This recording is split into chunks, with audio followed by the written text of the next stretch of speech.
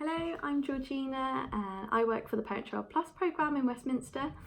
I'm going to speak to you guys really briefly today about how we've been ensuring that parents and the children are engaged, interested, look forward to and are motivated by our home learning sessions. We've had to change from twice weekly home sessions in the family home with a parent and a child to virtual play sessions online.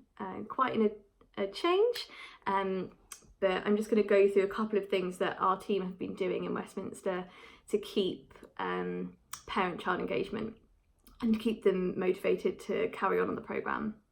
So what I kind of do is we keep to a structure during the sessions as much as we can. Obviously things change, kids have different temperament, different ideas, but generally we try and keep to a structure so the children and the parents know what's going to happen.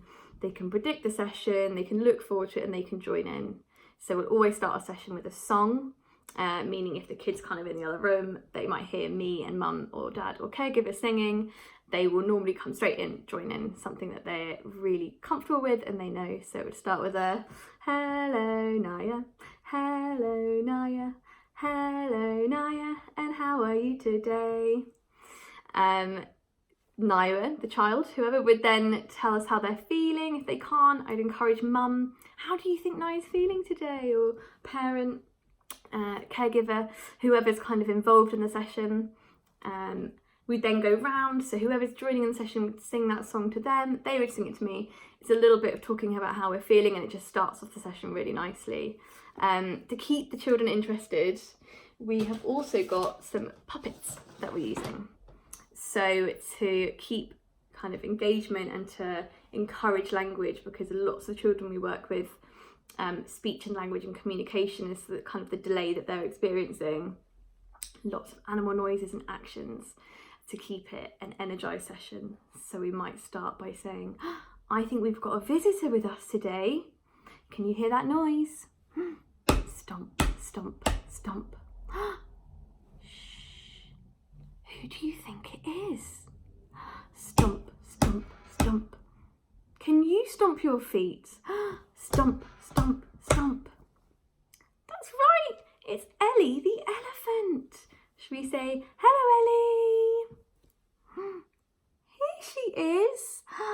Should we see how Ellie's feeling today? Ellie, how are you feeling today? Ellie's feeling a bit sad. She's saying, yes, I'm sad. What could we do to make Ellie feel happy?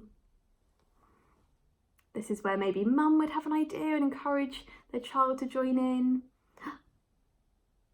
Ellie says she'd love to look at a new book today. She's shaking her head. She's saying, yes, that would make me feel really happy.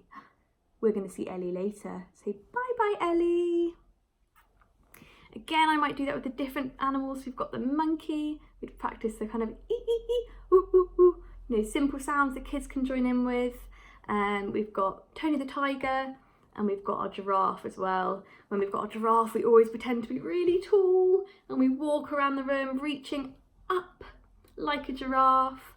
With our tiger, we're always roaring, so we know that's a tiger. And we kind of use these puppets throughout the sessions. If we feel like the kids maybe are drifting, not as interested, Tony the tiger is much more exciting than my face to a 2-year-old. It also kind of allows a bit of silliness in the session, which, you know, allows the session not to feel too stale. So it works really well and it lets the parents also kind of be silly, do the animal noises, do the actions, get up and to join in. Something that we're also using in the sessions is we've got a book here. This is the first book we use for each visit. So all the children will be really familiar with it. It's kind of a go-to. Brown bear, what do you see? And inside there's lots of different animals that we can kind of act out and read together. It's a very predictable book. Again, with lots of actions, we're practicing our up and down, our jumping frogs, things like that. And then we would then jump around the room, pretend to be a frog, just to really keep the kids having fun and the parents.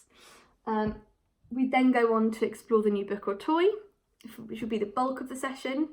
That varies week to week depending on what the book or toy is. We'll always familiarise ourselves with it so we can engage with the family as much as possible and really encourage mum, dad, caregiver to kind of join in. And at the end of each session, we always have some bubbles. So the family have bubbles, we have bubbles, we do it at the same time. It really helps with language and communication. There's lots of kind of repetitiveness there. Bubbles is actually quite an easy word to say. We do lots of ready, steady, lots of pausing. They would say go, and we blow the bubbles. Practice our pop, pop, pop, pop, pop. And then we also encourage lots of things like more bubbles, lots of modelling of really simple language that the children can join in with, and they can make an association of what they're saying. We always end with a goodbye song, which is very similar to the hello song, so I won't sing again. And they are just kind of some of the ways that we're really trying to keep the kids engaged. Like I said, it varies each week. If we're reading, we're going on a bear hunt. If they've got a teddy bear at home, often we'll say, can you bring the teddy bear to the session? Maybe we'll hide it and we'll go on a bear hunt while we're reading the book to keep it interesting. If we're using building blocks, if they've kind of got other previous week stuff where they've got a builder's kit that we give them, we make sure we can put all of that on, we can build together.